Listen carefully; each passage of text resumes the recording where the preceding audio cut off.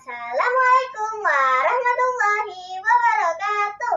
Hello everyone, my name is Aisyah Arsila. You can call me Sila. I am second grade at Minubujang Sidoarjo.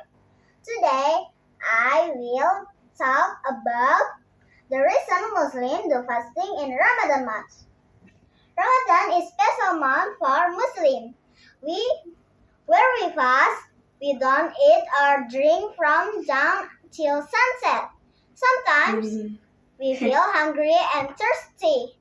But Ramadan isn't only about hunger.